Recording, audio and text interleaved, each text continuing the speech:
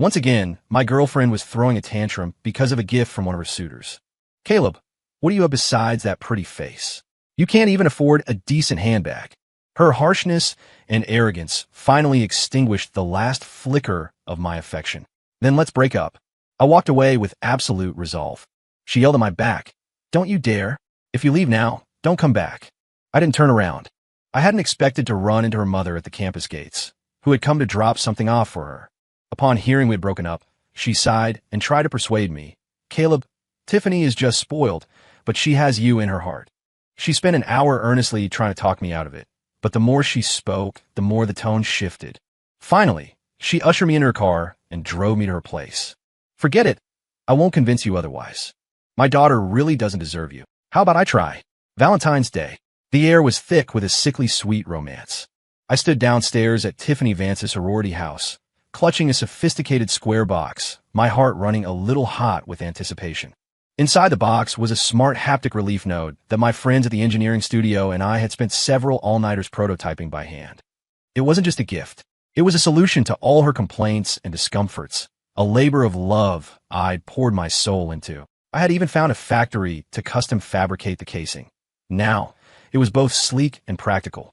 Maybe it was a bit of a guy gift, but I thought it was thoughtful. She finally came down, wearing the new dress I bought her makeup flawless. But when she saw the box in my hand, her brow furrowed almost imperceptibly. "Caleb, is this another one of your little handmade gadgets?" Her tone carried an impatience I knew all too well. I suppressed the discomfort in my chest and handed it over with a smile. "Open it. I made it specifically for you." She took it reluctantly. Just as she was about to unwrap it, her phone pinged. She swiped the screen, and the corners of her mouth instantly lifted, the first smile I'd seen on her face all day. She flashed the screen at me. It was a message from Brad Sterling, the rich trust fund kid. "Tiff, did you get the limited edition bag I had someone flying from Paris? Happy Valentine's Day." My chest tightened. Tiffany glanced at the box in my hand, then back at Brad's message. The smile vanished, replaced by undisguised disdain. She tossed my carefully wrapped gift onto a nearby bench with a dull thud. "Caleb, look at Brad, and then look at yourself." She sneered, her voice not loud, but cutting through my eardrums like a knife. "Can I even take this thing out in public? It lowers my status."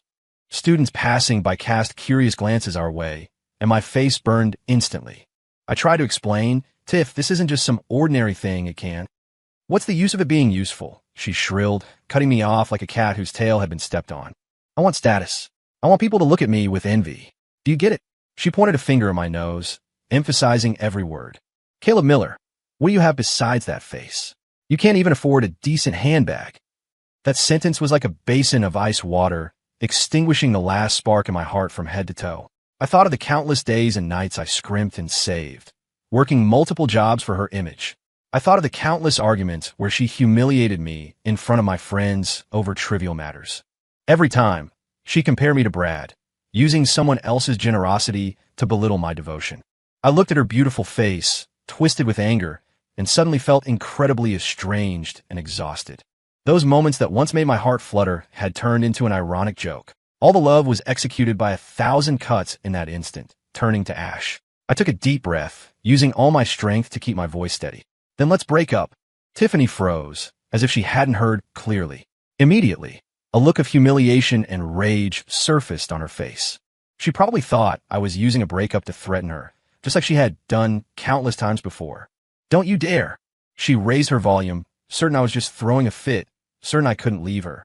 "Caleb, if you dare walk away today, don't ever come back." I didn't give her another look. I turned and walked away. Behind me were her shocked and angry shouts, but I didn't stop for a single step. This time, I really wasn't looking back. Walking out of the campus gates, the pain of the breakup and the long-standing grievances surged up together. The more I thought, the angrier I got, feeling like my efforts over the past few years were a joke. I walked aimlessly down the street, trying to walk off the knot in my heart. The sky turned gloomy without notice, and bean-sized raindrops smashed down. Within seconds, I was soaked like a drowned rat, looking utterly pathetic. The freezing rain clung to my skin, and my heart chilled along with it. Just as I was about to find shelter, an elegant black sedan slowly pulled up beside me.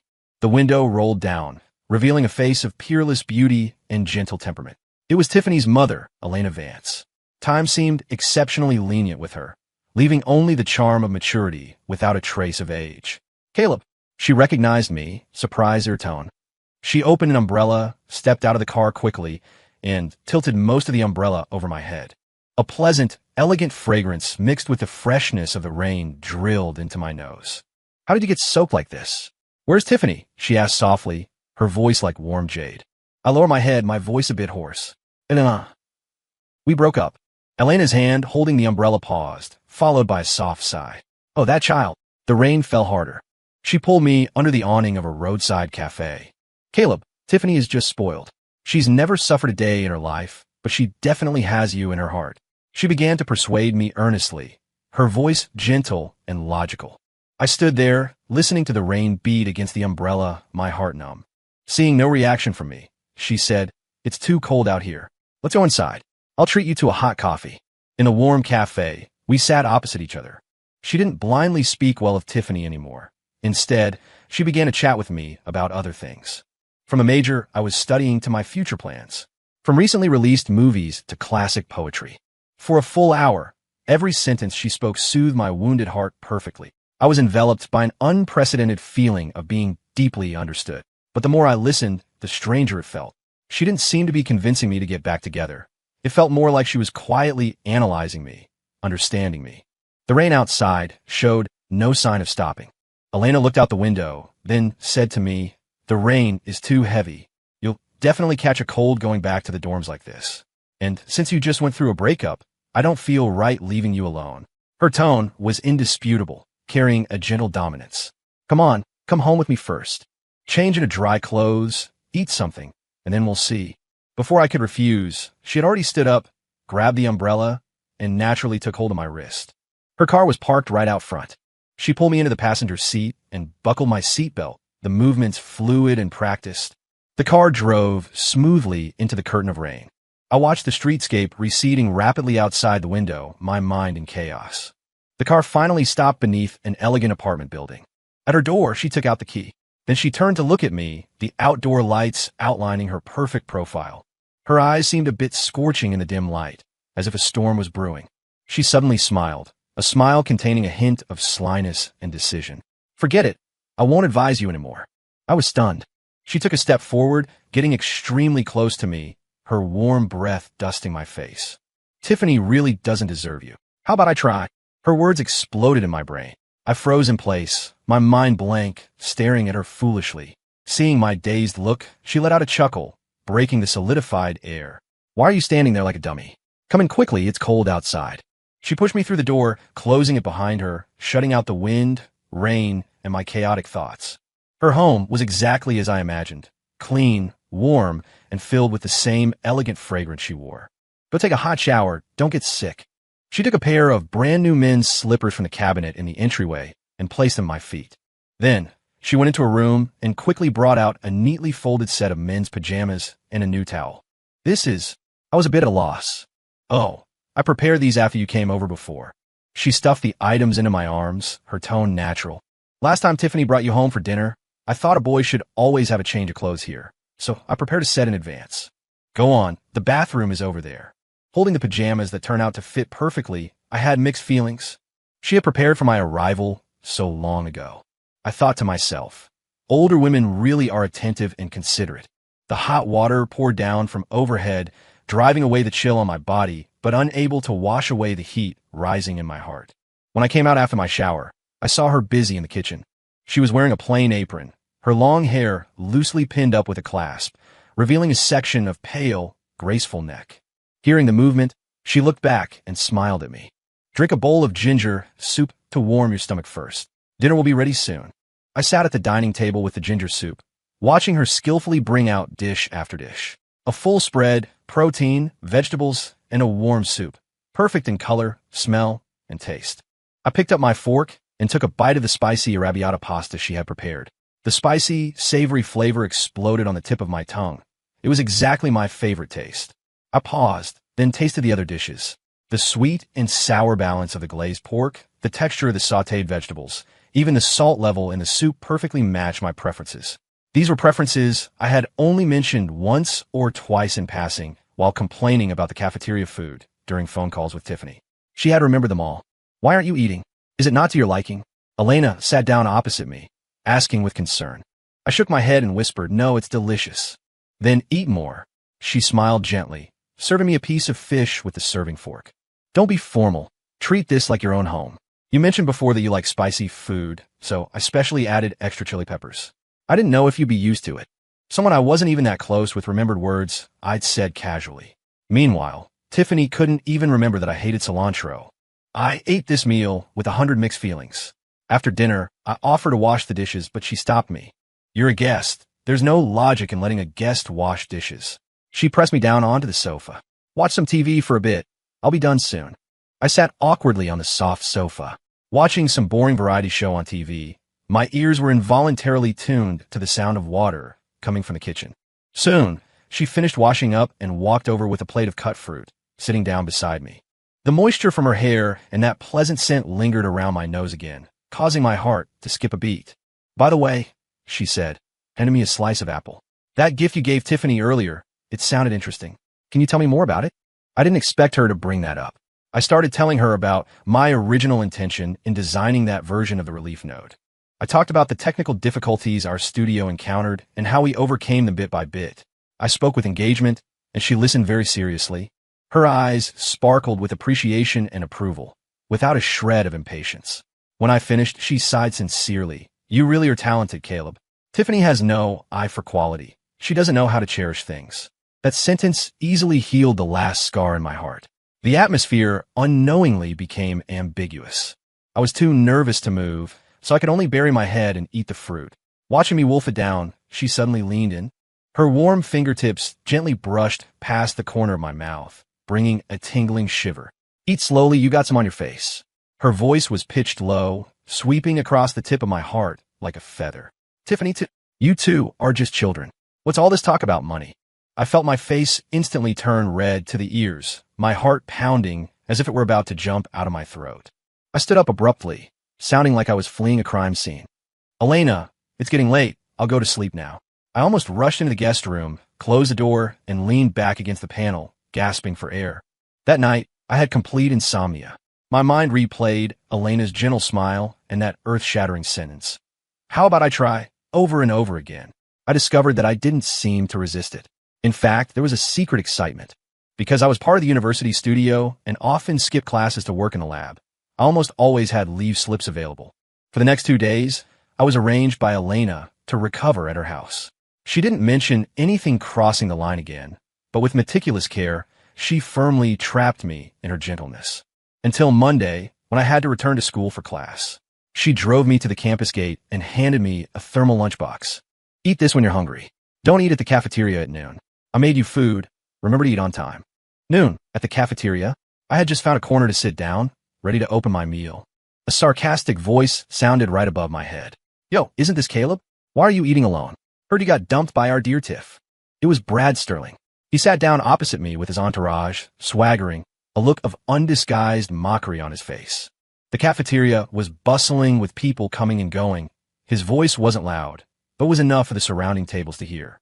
Instantly, countless gazes of sympathy, curiosity, and schadenfreude focused on me. I couldn't be bothered with him, picking up my food to move elsewhere. Don't go. Brad reached out to block me. Let's chat. It makes sense, though. A broke student, tinkering with those worthless junk gadgets every day. How could you deserve Tiffany? If I were Tiff, I'd choose me too, ha ha ha. His followers roared with laughter. My fist clenched under the table, nails digging deep into my palm. Just as I was about to explode, a crisp female voice suddenly rang out. Brad, shut your mouth. It was Tiffany. She had walked over at some point and was glaring angrily at Brad. My business with him is none of your concern. I was a little surprised. I hadn't expected her to stand up for me. Brad was stunned for a moment too, then smiled even more happily. What? Tiffany, are you still protecting him? Do you regret it and want to get back together? Too bad, the guy has a sponsor now. Lots of people saw him getting out of Sugar Mama's car. Tiffany was speechless for a moment, her face full of complex expressions, anger, unwillingness. Suddenly, there was a small commotion at the cafeteria entrance. I subconsciously looked up and froze. Elena Vance was walking in. She wore a tailored, creamy white business suit, her long hair pinned up, looking capable and elegant. As soon as she appeared, she attracted everyone's attention. The noisy cafeteria seemed to quiet down a few decibels. She ignored all the stares and walked straight to me. Under the stunned gaze of everyone, she reached out, took a handkerchief, and gently wiped the corner of my mouth. The movement was intimate and natural, as if she had done it 1,000 times. Didn't I tell you to eat at my place? Why did you run off to the cafeteria alone again? Be good. The cafeteria food has no nutrition. Let's go home and eat. My brain buzzed. Just a moment ago, I really hadn't wanted to go to her house, feeling it was too much trouble. Now, I wished I could grow wings and fly out of this disaster zone with her immediately. Tiffany and Brad's expressions could no longer be described as shocked. They were catatonic, petrified. Their mouths were open wide enough to fit an egg, their eyes written with "How is this possible?" Under the incredible gaze of the entire faculty and student body, Elena naturally took my hand and pulled me up from my seat. Her hand was warm and strong. She pulled me, ignoring everyone, through the crowd and out of that massive arena of judgment. Behind us was a deathly silence, and Tiffany's face, pale as paper. Sitting in Elena's elegant car, my heart was still pounding wildly. That scene just now was more thrilling than any movie I had ever seen. She glanced at me sideways, a barely there smile playing on her lips. Scared, I shook my head, my chest filled with an unprecedented peace of mind and an indescribable sense of vindication. I don't like seeing people bully you. Not even Tiffany, she said lightly as she started the car. Her tone was calm, but the partiality and defense within it were blatant and undisguised. My heart felt wrapped in warm water, heated to a simmer. The car drove smoothly down the road. I looked at her focused profile as she drove, and, as if possessed, I reached out for the first time and held her hand resting on her leg. Her hand paused slightly. Then she held mine back, gently rubbing the back of my hand with her thumb. That subtle touch shot through my whole body like an electric current. Auntie Elna. Thank you. My voice was a little dry. She chuckled softly. Silly boy. No need to be polite with me. Back at her home, she seemed to have completely forgotten the episode in the cafeteria. She didn't ask about my grudge with Brad, nor did she mention Tiffany. She simply took off her heels, changed into loungewear, and started chatting with me about the future development of my studio. She listened seriously to my vision, then analyzed the market prospects for me with the eye of a seasoned investor. She pointed out the flaws in my plan and even offered to introduce me to some industry resources. Her total support for my career and future was a world away from Tiffany's constant suppression and disdain. One trampled me underfoot, saying I was good for nothing. The other saw the shining points in me that everyone else ignored and was willing to add bricks and tiles to my dream. Watching her focused profile as she analyzed problems for me, the last bit of nostalgia for the past in my heart completely vanished. That evening, after dinner, she prepared to go back to her room to rest as usual. I summoned the greatest courage of my life. The moment she turned around, I grabbed her wrist from behind. She looked back, looking at me with some surprise. I didn't speak. I just buried my face in the crook of her neck. Her hair smelled of the same shampoo I used, mixed with her unique body scent, making me feel instantly at ease. I muffled my voice and said, Elena, I want to try. I could feel her body stiffen for an instant, afraid she would regret it. I quickly added a sentence, my voice carrying a trace of grievance and dependence I hadn't even noticed myself. Mostly because you know how to care for people too well, you're too charming. I can't outplay you. I think I'm ready to be a kept man. She was silent for a moment. Just as I thought I had misread the situation and was preparing to let go awkwardly, she turned around and cupped my face with both hands. Her eyes were deep, like they held a sea of stars. Then she stood slightly on tiptoe and imprinted a gentle, lingering kiss on my lips. Unlike the tentative interaction at the door that day, this was a kiss carrying affirmation and acceptance. My mind went blank, and I could only respond to her by instinct. It was a long time before she pulled away slightly, her forehead resting against mine, her breathing a little ragged. Okay, she whispered in my ear, her warm breath turning my ears completely red. You could try it out. See if my version of being a kept man suits your appetite. Her voice carried a hint of triumphant laughter. But let's be clear, you have to stay with me. Unless you devour me completely inside and out, leaving nothing behind. Only then can you kick me aside. Since the high-profile official announcement in the cafeteria that day, Tiffany had gone completely mad. Back in her dorm, the image of Elena holding my hand and leaving replayed in her mind over and over. For the first time, she felt panic. The panic of having her most precious toy snatched away by the person she trusted most. A voice in her heart was screaming frantically, "My boyfriend is going to become my stepdad. No, this is absolutely impossible." She couldn't figure it out. In the past, every time they fought, as long as she cried or made a scene, I would immediately turn back to coax her. Why was it different this time? How could I turn around and hook up with her mother? She grabbed her hair in frustration. A message from Brad popped up, asking her out to dinner to celebrate tonight. Celebrate what? That I was dumped. She rejected him without thinking, then blocked Brad on social media. Only at this moment did she sluggishly realize that she had never really taken Brad's attentiveness and showing off to heart. She had always known that the designer bags Brad sent were far less genuine than every little thing I made for her by hand. It was just that Brad's gifts were expensive. She had refused at first, but Brad always found a way, either forcefully shoving it on her or having her roommates pass it along, secretly hiding it in her closet. Over time, she accepted it by default. With more gifts placed alongside mine, a sharp contrast formed. Coupled with her roommates intentionally or unintentionally praising Brad's generosity and belittling my frugality, her mindset slowly became unbalanced. She felt the gifts I gave, aside from being practical, were simply unpresentable. Now she realized with hindsight that she was the one who had changed. As if possessed, she dug out the massager I had given her, the one she had despised, from a corner. She plugged it in and pressed it to her lower abdomen. The warm sensation and perfect pressure instantly enveloped her, soothing the faint pain from her period. She suddenly remembered what I said when I gave it to her. This way, when that time comes, it won't be so hard on you. Tears fell without warning. She finally understood what kind of treasure she had thrown away with her own hands. Her roommate's gossip made her feel like she was sitting on pins and needles. Did you hear? Tiffany really messed up this time. Totally. Caleb's new girlfriend has such a strong aura. She looks beautiful and rich. She was unwilling to accept it. She firmly believed I was just acting out of spite, bewitched by her mother's money and the charm of a mature woman. She firmly believed the person I loved most was still her. She began frantically sending me messages and calling me. From questioning at the start, to apologizing later, to finally begging and crying. "Caleb, I was wrong. Let's get back together. I know I was wrong. Please don't be with my mom, okay? I beg you. Say something. Do you really not want me anymore?" But all the messages were like stones sinking into the ocean. There was no response. With nowhere else to go, she thought of her only and final reliance. Her mother, Elena Vance. She felt that as long as her mom stepped in, using both soft and hard tactics, she could definitely make me change my mind and return me to her. She naively thought Elena was still the almighty mom who would solve all her troubles. She had no idea that the person she was preparing to beg was precisely her biggest trouble right now. On the weekend, Tiffany, crying and clutching her key, arrived at Elena's door. She had already scripted the scene, prepared to stage a tragic drama of daughter tearfully begging mother for fulfillment. She wanted to tell her mom she couldn't live without me, that we were just kids having a tantrum, and her mom shouldn't take it seriously. She took a deep breath and opened the door with the key.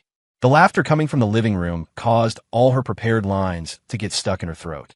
She saw a scene that made her eyes crack with rage. I was wearing comfortable gray loungewear, hugging Elena, who was wearing an apron, intimately from behind. My chin rested on Elena's shoulder, my hands over hers, teaching her how to operate a game controller. On the TV screen was a racing game, our laughter mixed with the game sound effects, appearing incredibly warm and harmonious. That image stung her eyes. "Caleb, Mom, what are you doing?" Tiffany's scream was like a thunderclap, instantly shattering the warm atmosphere in the room. Both Elena and I were startled and looked toward the door. Tiffany's eyes were bloodshot, like an enraged lioness, staring dead at us. Elena's reaction was surprisingly fast. She showed no panic at all, simply putting down the game controller calmly and turning around. She casually pulled me to her side, standing shoulder to shoulder with me. She looked at Tiffany at the door, her tone flat, but carrying an unquestionable authority. "Tiffany, speak politely, and I recall telling you to knock before entering from now on." Tiffany's rationality had snapped the moment she saw our intimate posture. "Mom, are you crazy? He's my boyfriend. How can you steal your own daughter's boyfriend?" she screamed, tears falling like large beads. Elena's expression didn't ripple in the slightest.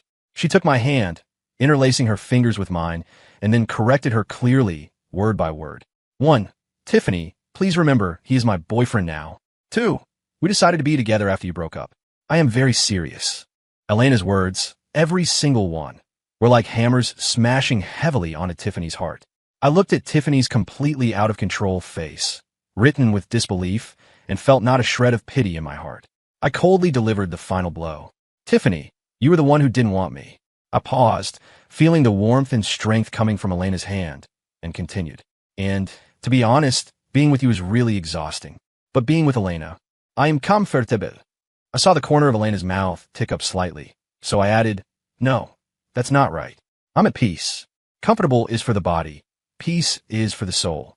Tiffany's face turned pale in an instant. She looked at our tightly clasped hands, at the calm expression on Elena's face, at the indifference in my eyes. The last pillar of her world collapsed with a bang. I don't believe it. I absolutely don't believe it. Tiffany's emotions completely exploded. She screamed at us like a madwoman. Mom, you must have been scammed by him. He's just a poor kid. He has nothing. He's just after your money. She began to speak without thinking, using the most vicious language to attack me, as if this would prove her choice was correct. Elena's face instantly went cold. Enough. Her voice wasn't loud, but it carried a menacing chill, bringing Tiffany's shouting to an abrupt halt. Tiffany, I made the first move. Elena took a step forward, blocking me slightly behind her, that protective stance warming my heart even more. Just because you didn't see Caleb's worth doesn't mean others can't. You have no right to judge him like that. Seeing that attacking Elena didn't work, Tiffany turned her spearhead back to me. Caleb Miller, you ungrateful wolf. My mom raised me. How can you be with my mom? How can you face me? Have you lost your damn mind? Do you have no conscience at all? Her words were acrid and mean, every word dripping with venom. I let out a cold laugh, finally tearing away the last shred of courtesy. Face you. I stepped out from behind Elena, looking straight into her eyes. From the first time you threw my feelings on the ground to compare them with someone else's designer bag, we were even. Every time you humiliated me in front of outsiders for your ridiculous vanity, we were even. When you threw tantrums constantly, demanding I coax you regardless of the setting, trampling my dignity underfoot, we were even. With every sentence I spoke, Tiffany's face went a shade whiter. Tiffany, what you want, I can't afford to give. What you look down on, someone else cherishes now. The days of being with you, I've truly had enough. My words were like sharp knives, stripping away her last disguise and pride until she was clean. She finally couldn't hold on, collapsing onto the cold floor, crying. She started rolling around and throwing a tantrum like a child acting out because she didn't get candy. I don't care. I don't care. You have to break up. If you don't break up today, I'll die right here. This was her usual tactic against me, tried and true. As long as she cried and made a scene, I would soften, I would compromise. However, this time her opponent was Elena. Elena just watched her perform on the floor calmly, then leisurely took her phone out of her bag. She flashed the screen in front of me. It was the dialing interface. Do you need me to call an ambulance for you? Or should I call the police directly and report someone for trespassing and disturbing the peace? Tiffany's crying and movements seemed to hit a pause button, choking instantly. She stared dumbfounded at Elena, as if knowing this mother for the first time. She finally understood. Her usual princess tantrums, which were always successful, were completely useless in this house, in front of this calm, powerful, even somewhat ruthless woman. After chasing Tiffany away, the house finally returned to tranquility. The air still held a trace of gunpowder. Elena closed the door, leaned against the panel, and let out a long sigh of relief. Then, she turned her head to look at me. A mischievous smile appeared on her face as the tip of her tongue gently licked her lips. Calling me auntie after agreeing to be mine? Her voice carried a trace of lazy huskiness that made my ears burn. I am unhappy. No dinner for you today. I'll let you starve, let you be not at peace. Watching her pretend to be angry, my heart warmed. I stepped forward and pulled her into my arms. Elena. I lowered my head and kissed her lips. From that day on, we started a sweet semi-cohabitation life. I moved some daily necessities and textbooks to her house. She cleared out an entire bookshelf for me. She would wake up early to prepare a balanced breakfast and a glass of warm milk for me. And I took over the dishwashing after dinner and all the housework. We were like any ordinary couple. On weekend afternoons, we nestled in the sofa watching old movies together. After dinner, we walked hand in hand in the park near home, chatting about harmless trifles. I took her to my studio, the place Tiffany had called a gathering place for junk. I showed her every design of mine, every blueprint, including that massager her daughter had scoffed at. She listened more seriously than anyone, her eyes full of undisguised admiration and appreciation. Caleb, you are a genius. She stroked the smooth casing of the device, speaking from the heart. This project has great potential, You just lack commercial packaging and promotion channels. Then, with the eye of a professional investor, she offered many valuable commercial suggestions for my project. Her clear logic and unique insights added a deep respect to my admiration for her. Our relationship became increasingly solid in such sweet and plain daily life. But Tiffany didn't stop there. She posted a thread on the school forum using an anonymous account. The title was, "Exposed. Campus Hunk sells out to Sugar Mama. Dumps GF to date her MOM." In the post, she embellished the story, painting herself as a victim ruthlessly abandoned. She portrayed me as a gigolo with no moral bottom line who only saw money. She even insinuated that Elena was a disrespectful cougar using money to seduce young boys. Because the post involved Campus Hunk, Sugar Mama, and other explosive elements, it instantly blew up the school. Walking on campus, I began to suffer endless pointing and staring. Even acquaintances ran up to my face to ask if the rumors in the post were true. I wanted to find the forum admin to delete the post or post a clarification myself. But Elena found out before I did. I thought she would be angry, that she would feel I brought her trouble. But she didn't. She just looked at me calmly and said, "Caleb, our relationship is open and above board. There's no need to hide." She held my hand, her eyes firm. The innocent remain innocent. The truth should be known to everyone. Encouraged by her, I used my real name account to tell my side of the story directly in the comment section of that post. I didn't attack Tiffany. I simply stated the real reasons for our breakup calmly. I listed every gift I gave her and every gift she received from Brad. I wrote out the facts about me, making the massager for her scoffing at it, and turning around to show off someone else's designer bag. I also posted several photos of handmade gifts I had given her in the past that she had broken or discarded. My response immediately caused a huge reaction. Many girls and almost all the guys started to stand on my side, sympathizing with my experience and criticizing Tiffany's vanity and lack of appreciation. And from that day on, Elena appeared at our school more frequently. She would drive over during lunch breaks to bring me handmade lunches. She would wait downstairs at the academic building when I finished class, then naturally take my backpack. Facing those probing and gossiping gazes, she always remained poised, a gentle smile on her face. Her elegance, her composure, her lack of care, that was the most powerful counterattack against those rumors. Gradually, the storm subsided. Those rumors, instead of tearing us apart, acted like a catalyst, making our relationship indestructible and inseparable. One of Elena's cousins, another aunt of Tiffany's, had a birthday. A family gathering was held at a hotel.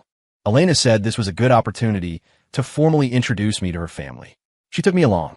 I wore the suit she carefully selected for me, standing beside her, feeling a little nervous inside. When we arrived, most of the relatives were already there, including Tiffany. As soon as she saw me appearing on Elena's arm, her face changed instantly. Like grabbing a life-saving straw, she immediately ran to the oldest-looking woman, crying like a pear blossom bathed in rain. "Great aunt, you have to stand up for me." She pointed at us, her voice full of grievance and accusation. This Caleb Miller was two-timing me, dating me while seducing my mom.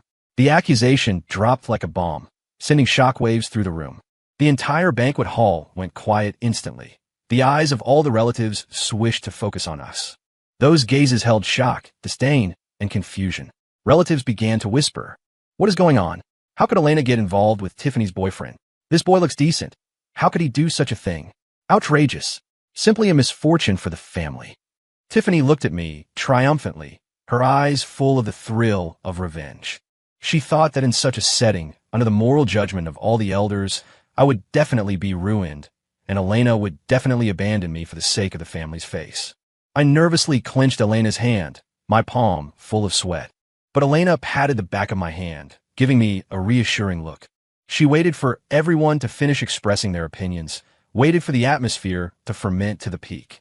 Only then did she unhurriedly pull me to the center of the banquet hall. She picked up a microphone, cleared her throat, her face still wearing that calm, elegant smile.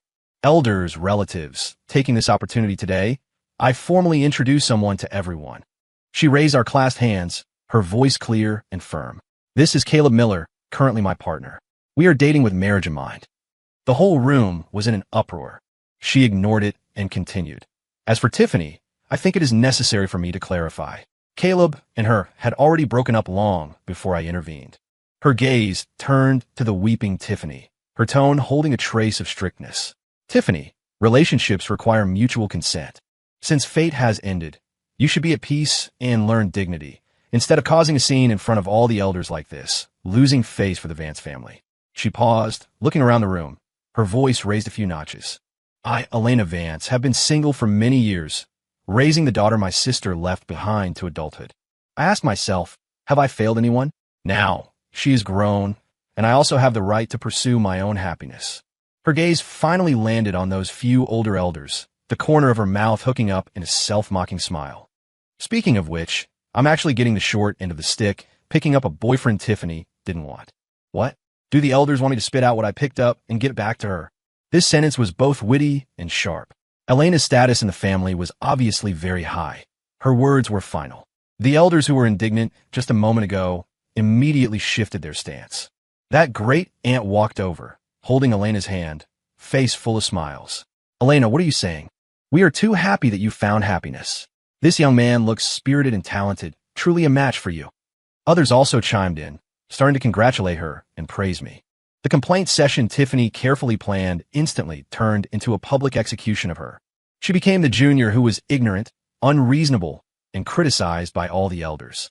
Her face turned green, then white, standing in place, humiliated to the extreme. Some elders even went over to persuade her. Tiffany, think about how much your Aunt Elena has sacrificed for you. You can't be so immature. Since you broke up over a tantrum, and she took over, there's no big issue. When it comes down to it, you owe her. Tiffany was completely dumbfounded. The family gathering ended on a sour note for her. On the way home, I drove while Elena sat in the passenger seat, resting with her eyes closed. Battling the crowd in the banquet hall just now must have consumed a lot of her energy. I thought the matter was over. Unexpectedly, as soon as the car drove into the parking lot below the apartment, a dark shadow rushed out violently, blocking the front of our car. It was Tiffany. She seemed to have been waiting for us for a long time. Her hair was messed up by the night wind, eyes red and swollen, looking haggard and crazy. She slapped the car window emotionally, making loud bang-bang noises. Mom, open the door. Open the door. How would you treat me like this? Her voice was hoarse from screaming. He's my boyfriend. I'm your only daughter. How could you unite the whole family against me for a man? She was still playing the mother-daughter bond card. This was her final, and what she considered her most solid, weapon. Elena opened her eyes, a trace of exhaustion and resolve flashing through them. She rolled down the window, her expression more serious than ever before. Tiffany Vance, stop it. Her voice wasn't loud, but it was cold as ice. I told you many times, he is not your boyfriend anymore. And Elena looked at her, saying word by word, there is something, it is time to tell you. I am not your mom. I am your aunt. These few words were like a bolt of lightning, striking viciously on top of Tiffany's head. Her crying came to an abrupt halt. Her whole body stiffened, her face written with absurdity and disbelief. Elena took an old photo that had yellowed from handling and a document in a manila envelope out of her bag. She handed the photo out the window. In the photo were two young women who looked extremely similar, smiling like flowers. One was the young Elena. The other had eyes and brows 7 or 8 parts similar to Tiffany. The one in the photo is your mother, my twin sister. She had a difficult labor when giving birth to you and didn't make it off the operating table. Elena's voice was terribly calm. This document is your birth certificate and my adoption papers. I just raised you in your mother's place. Tiffany's body swayed, as if struck by lightning. She took the photo with trembling hands, muttering, Impossible. You are all lying to me. This is impossible.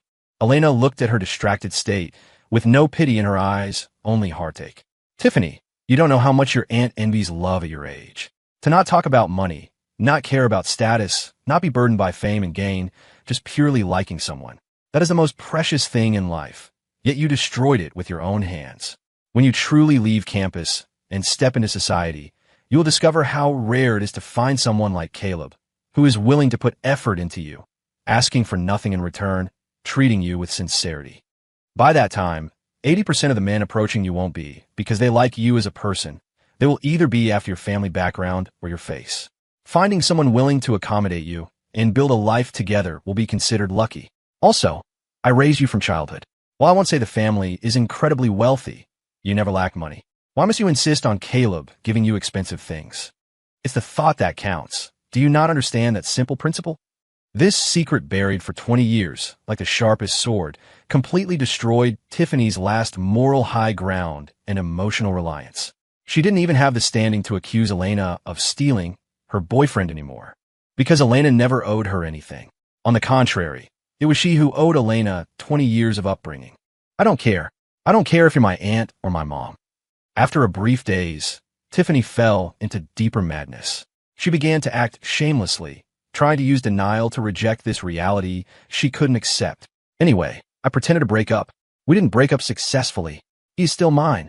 Her logic was chaotic, her words incoherent, like a child obsessed with the wrong answer. Elena, and I paid her no more attention.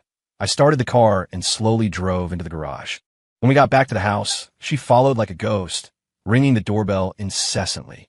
Elena opened the door. Her face no longer held any warmth, only impatience.